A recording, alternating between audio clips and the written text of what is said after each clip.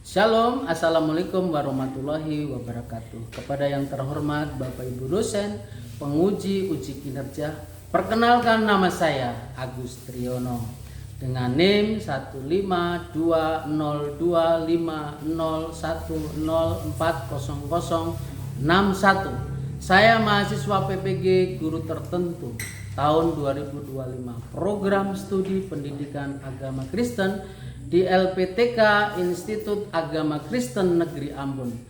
Pada hari ini saya akan melaksanakan praktek pembelajaran dalam rangka penilaian uji kinerja di SMTK Negeri Diaspora dengan materi etika dan moral. Demikian perkenalan saya. Terima kasih. Shalom anak-anak.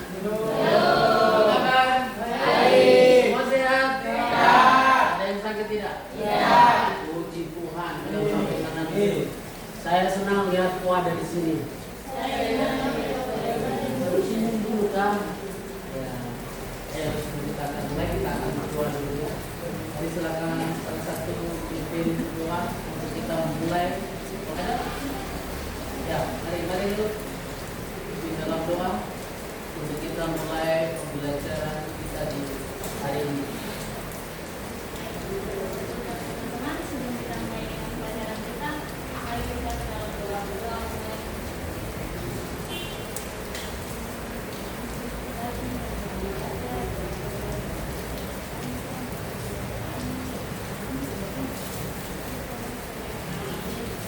Terima kasih untuk yang sudah memimpin kita dalam doa. Apa yang kalian ketahui tentang etika? Ada yang tahu? Kemarin kita minggu lalu sudah membahas etika tentang kasih. Apa itu kasih? Kasih itu memberi. Kasih itu berarti harus mengasihi. Di rumah kira-kira mengasihi papa mama tidak? Di rumah mengasihi adik kakak tidak? Nah, jadi korelasi hari ini dari pembelajaran minggu lalu artinya bahwa hari ini kita akan belajar tentang etika dan norma. Artinya norma bahkan juga moral dalam hidup kita itu harus ada kerjasama satu dengan yang lain, yaitu dengan cara mendedikasikan hidup kita untuk kita mempelajari dan kita akan mengalami yang namanya hidup di mana dalam hidup sehari-hari itu kita terus ada dalam yang namanya hubungan dengan keluarga baik, keluarga bahkan juga di sekolah. Nah, makanya etika lebih harus memberikan yang namanya apa? Sebuah keteladanan. Bilang samping kanan kiri, teladan. Kita bangkit berdiri dulu sebelum kita lanjut ya. Yaitu kita akan break. Nanti kalau saya bilang SMTK Negeri Diaspora, bilang yes ya. Nah, masih semangat? Yes. Ya, 1, 2, 3. SMTK Negeri Diaspora? Yes. Masih semangat? Yes. Bilang samping kanan kiri, komandan. Silakan dulu. Supaya kita semangat. Artinya kalau kemarin kita belajar kasih, hari ini kita belajar etika, bagaimana kita harus ada dalam yang namanya apa? Kita mempelajari, bahkan kita saling berinteraksi satu dengan yang lain dengan mewujudkan bahwa kita harus ada dalam pendidikan etika dan moral yang harus kita kerjakan. Ayo kita akan melihat dari slide hari ini. Sebelum kita akan masuk ke materi, kita akan membaca Mazmur 19 ayat 8. Ayo kita baca sama-sama. 1, 2, 3.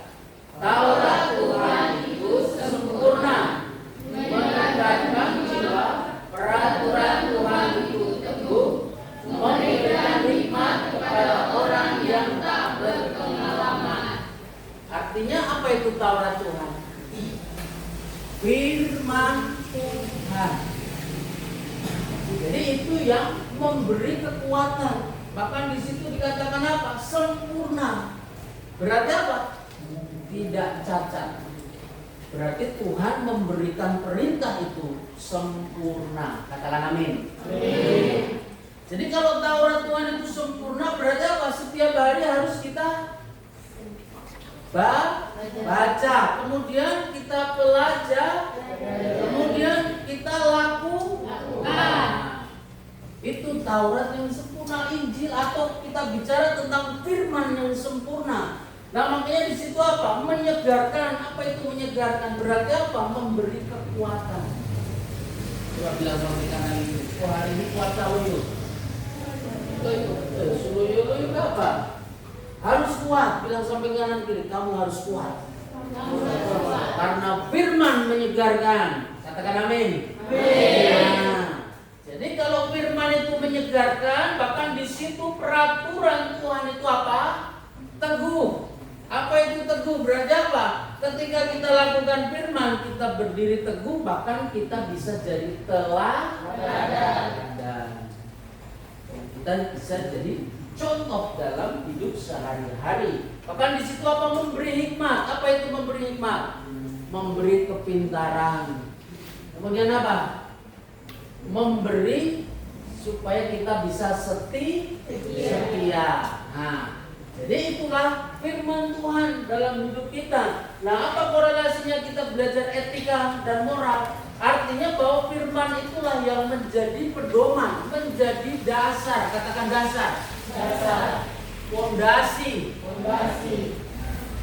Jadi ketika kita menjadikan firman jadi dasar, jadi fondasi, maka kekuatan itu akan muncul dan kesetiaan akan muncul, bahkan juga hikmat juga akan muncul. Nah, apa itu perbedaan antara etika dan moral? Etika lebih luas daripada moral, bahkan di situ apa? Mencakup prinsip dan nilai yang lebih umum. Yaitu artinya bahwa etika itu cenderung lebih kepada kehidupan secara umum.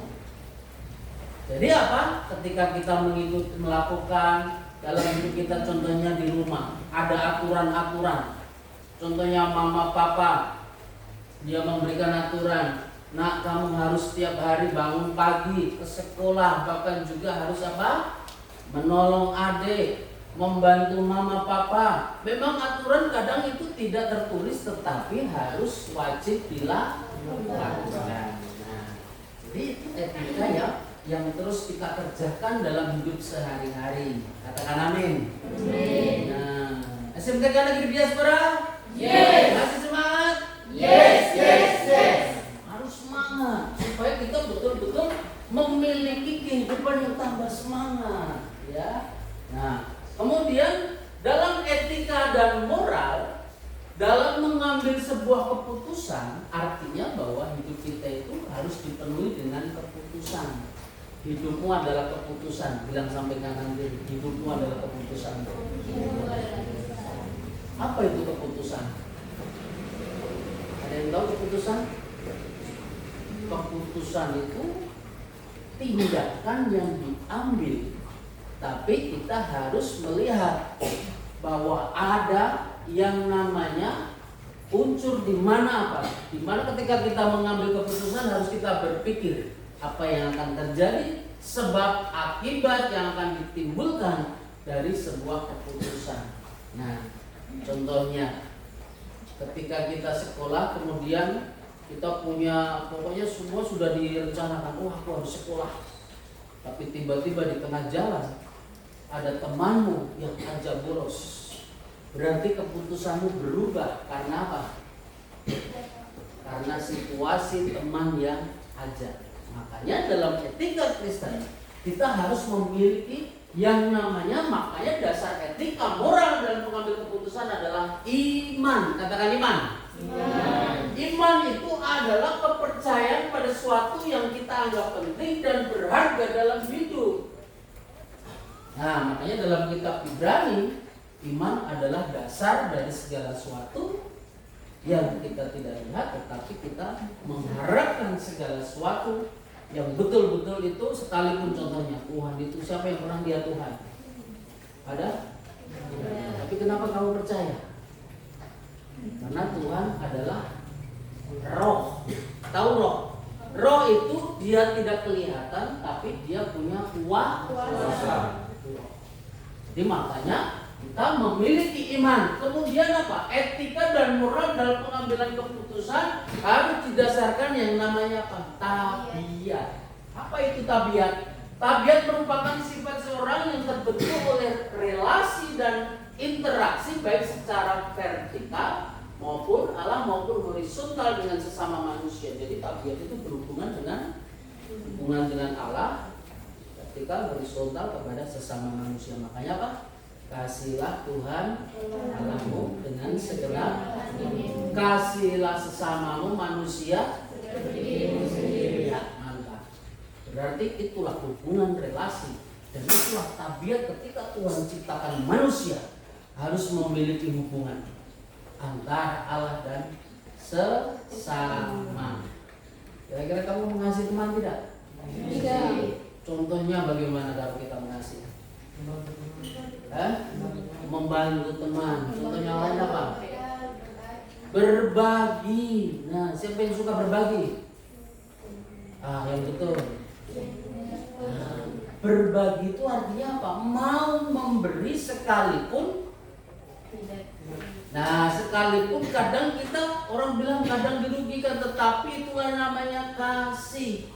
Kasih itu adalah memberi. Rela berkorban. Siapa yang rela berkorban? Harus. Mari kita mau belajar. Dan itulah etika, moral dalam mengambil sebuah keputusan. Tadi pertama iman, yang kedua tabiat, kemudian yang ketiga lingkungan sosial. Lingkungan sosial itu bicara tentang keberadaanmu di rumah kah, di sekolah kah, di masyarakat. Artinya bahwa dalam lingkungan kita harus menekankan yang namanya apa? Etika yang baik. Etika itu bicara tentang bagaimana kita harus mengambil sebuah keputusan dan itu kita menilai bahwa itu yang baik berarti harus kita kerjakan, yang tidak baik berarti harus kita tinggalkan. Itu bicara tentang lingkungan. Kemudian yang keempat apa? Norma. Apa itu norma-norma? Norma adalah standar yang digunakan dalam menilai perbuatan manusia dengan keyakinan bersama untuk mengambil sebuah keputusan. Jadi norma itu adalah prinsip di mana kita ketika kita mengambil keputusan harus betul didasarkan pada norma-norma atau kaidah atau aturan. Betul kan tidak? Contohnya, kamu waktu ada di jalan tidak mengikuti rambu-rambu lalu lintas, apa yang terjadi? Pasti ketika ada sweeping pasti ditilang karena tidak mengikuti aturan, tidak mengikuti norma. Nah, makanya kita sebagai orang Kristen, anak-anak Tuhan berarti apa? Harus mengikuti norma sesuai aturan yang ada.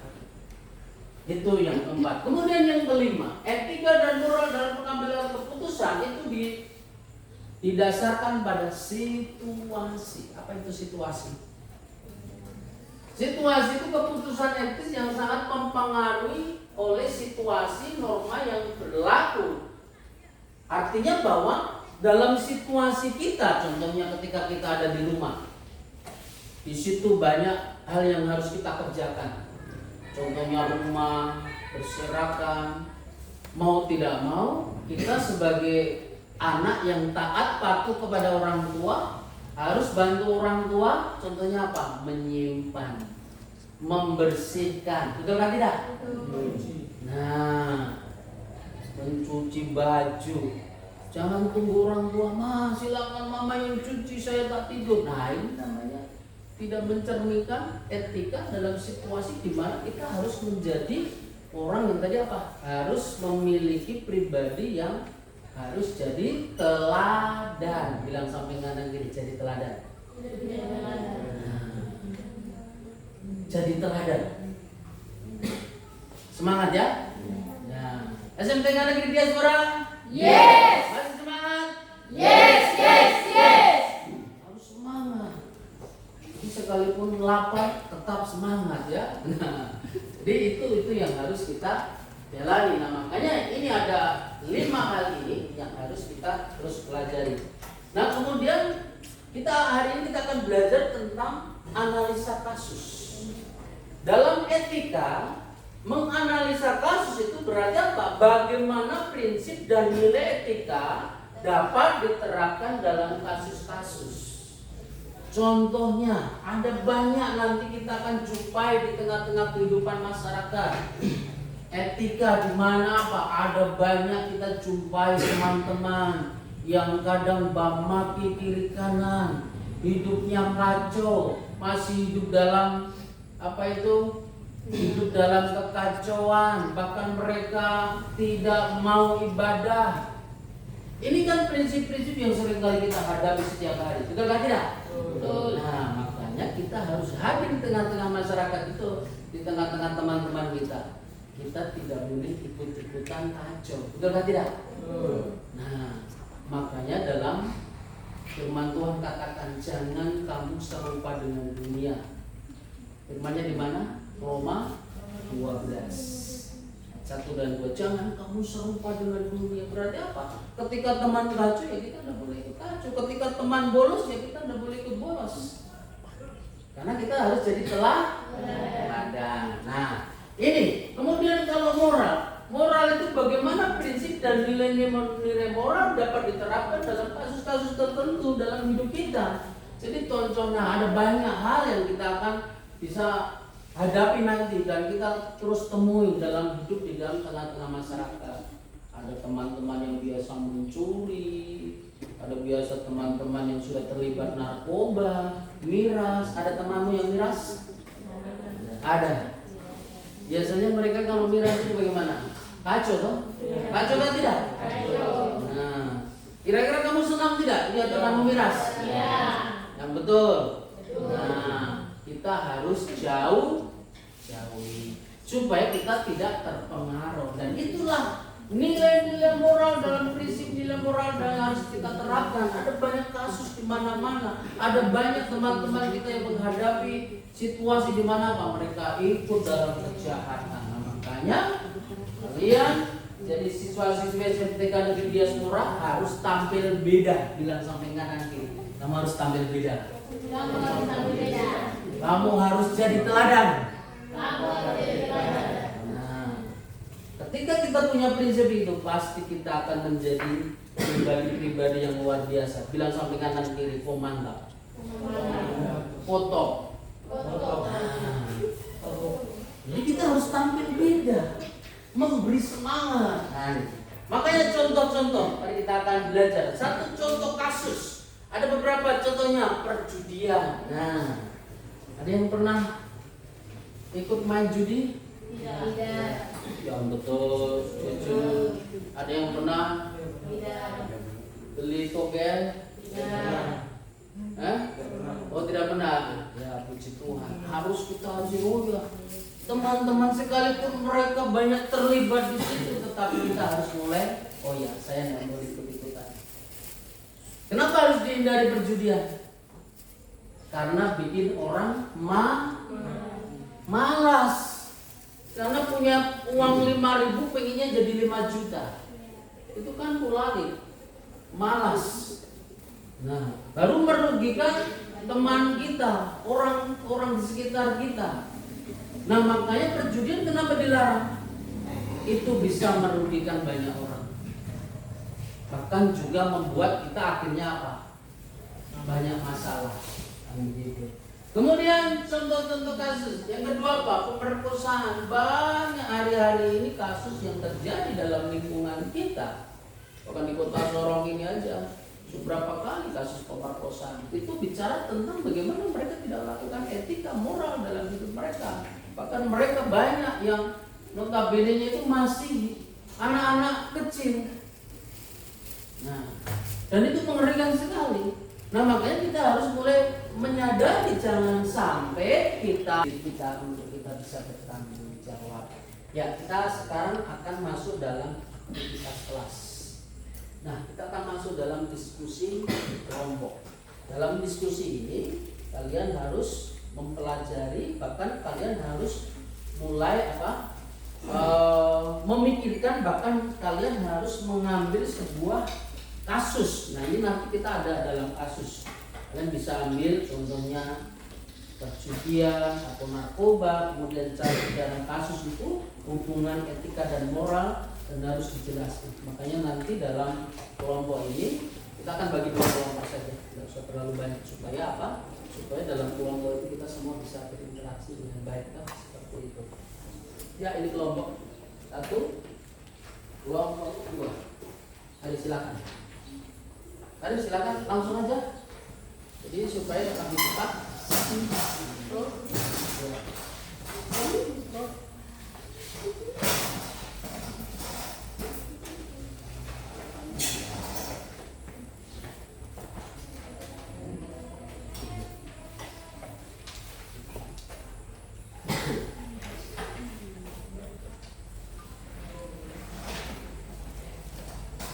Ya, jadi waktunya dilama untuk kita diskusi. Yang penting kalian sudah tangkap apa yang kita sudah pelajari di sini tentang etika dan moral.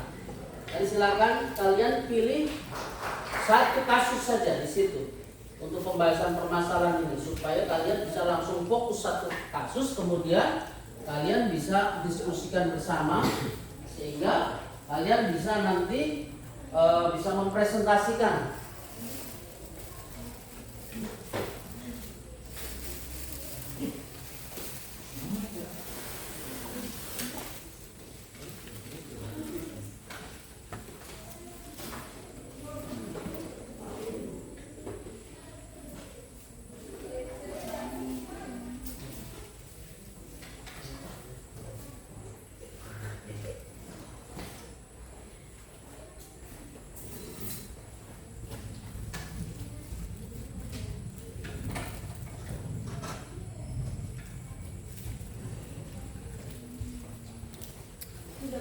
Sudah? Ya, ayo silakan dari kelompok sini dulu. Ya.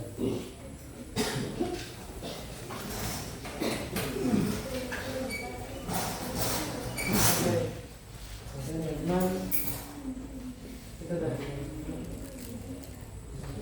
gua mau menginvestasikan hasil diskusi. Silakan. Dengan soal carilah kasus yang berhubungan etika dan moral serta berikan penjelasan. Contohnya narkoba.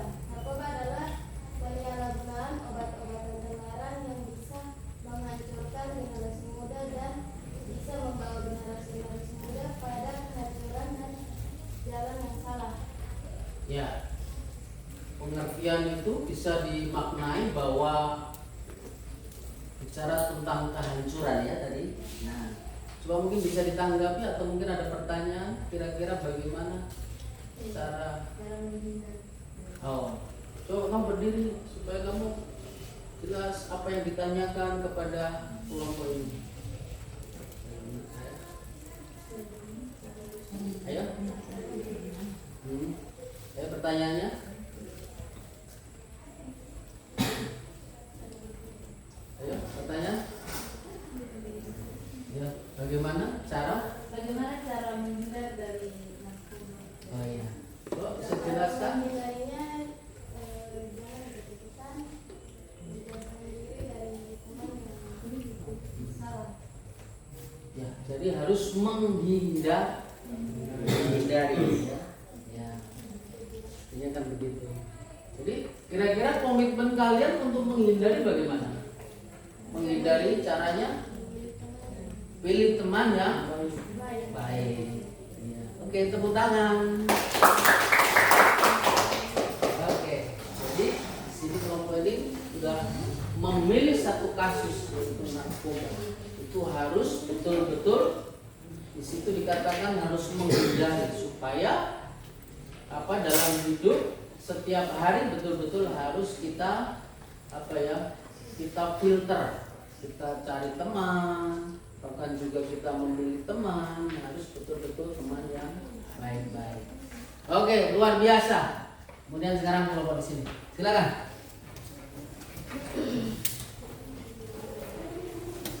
Silakan, salah satu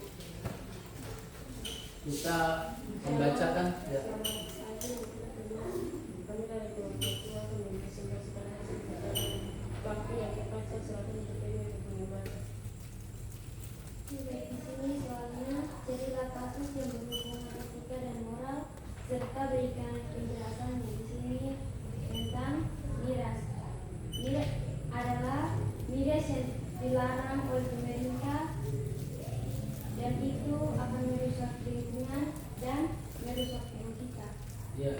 Jadi akibat miras akan merusak generasi ya. Nah, kira ada tanggapan atau ada pertanyaan dari Bapak? Pertanyaan dari saya, dari kelompok saya, bagaimana cara menghindari Bagaimana cara menghindari miras, minuman keras ya? menjauhi teman-teman ajar kita bagaimana bercerai. Jadi menghindari ya. Ya. Jadi menghindari dari ajakan teman yang mau membawa kita kepada hal-hal yang tidak baik. Oke, tepuk tangan.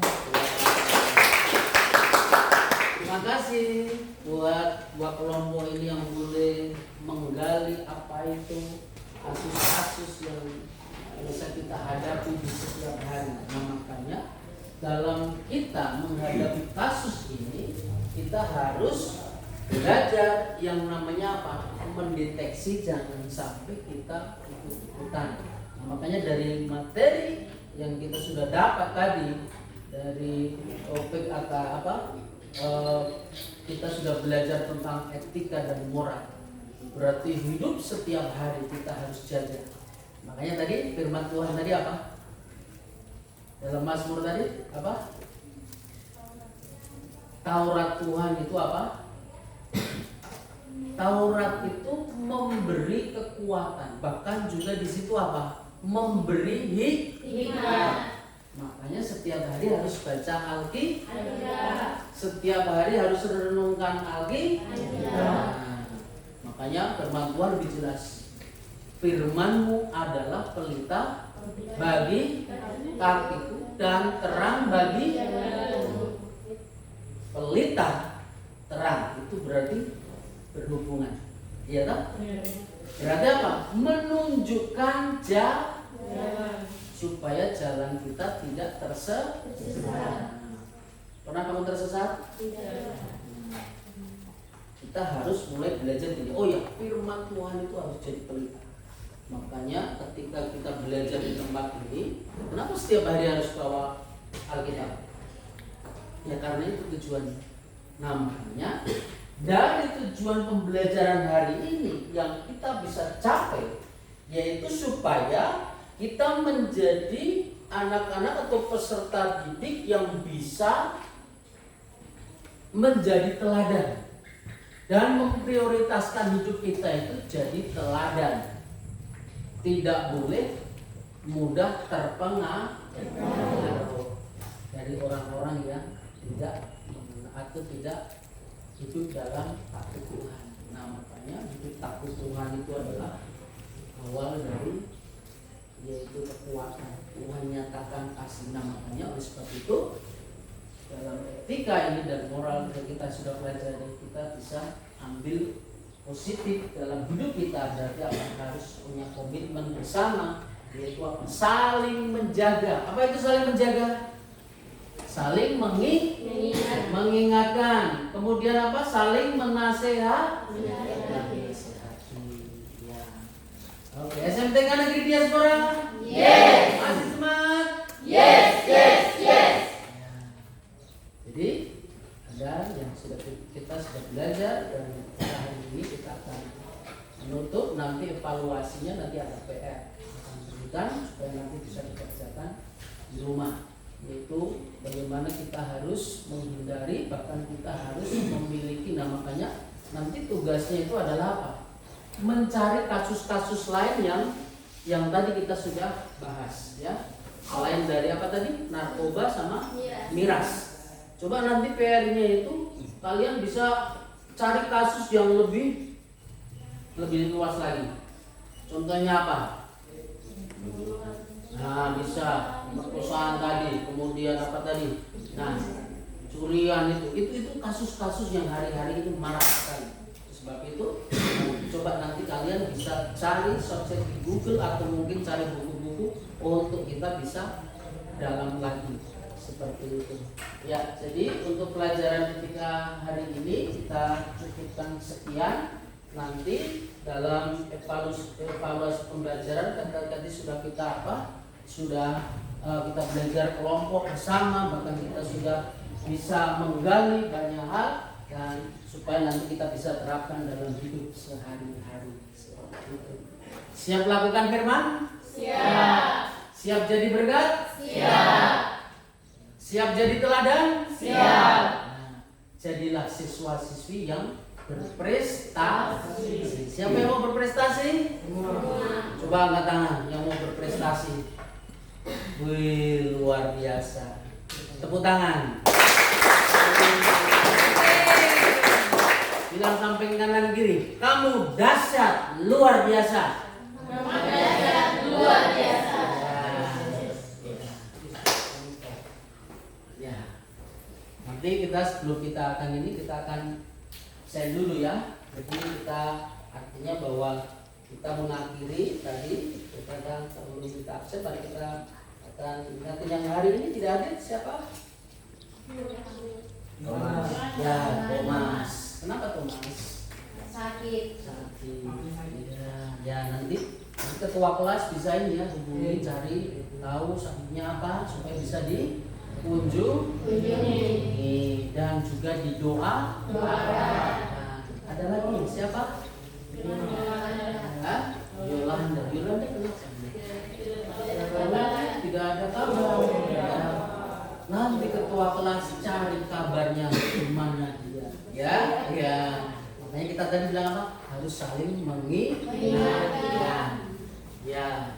Jadi motivasi berkat apa tadi yang kita sudah terima dari etika dan juga moral? Kira-kira apa motivasinya? Tadi yang kita sudah belajar. Apa tadi? Motivasinya apa?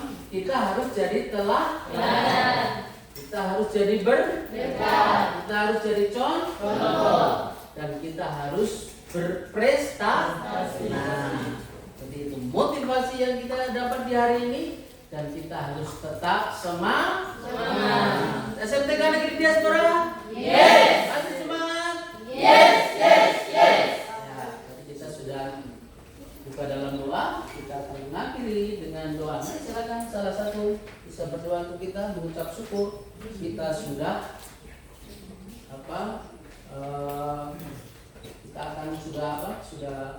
sudah kita cari, bahkan kita sudah belajar sehingga dalam doa ini kita supaya kita terus diingatkan lagi. Apa yang mau berdoa? Kita tutup kelas kita hari ini. Ayo semangat.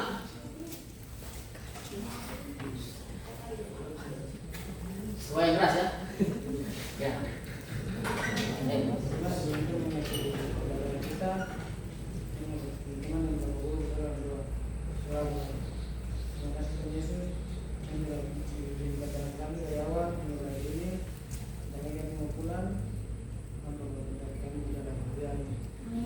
Terima kasih sudah menutup dalam doa. Jadi ingat ya, untuk minggu depan harus tambah semangat ya. Ajak teman-teman yang hari ini tidak masuk supaya besok di minggu depan semua harus hadir dan kita terus tetap belajar. Terima kasih, Tuhan Yesus memberkati. Shalom. Shalom. Siap jadi.